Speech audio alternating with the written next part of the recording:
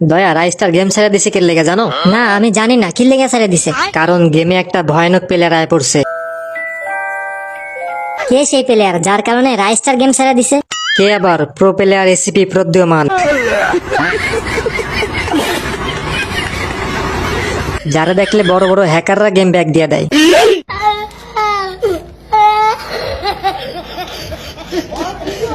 আপনি কি চাপা মারতেছেন নাকি আপনার মাথার স্ক্রু ঢিলা হয়ে গেছে?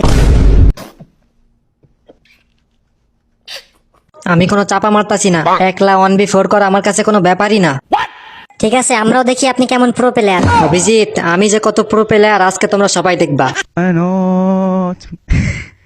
আমি এখনই যেতেছি কাস্টম খেলতে, তোমরা সবাই আমার খেলা দেখো।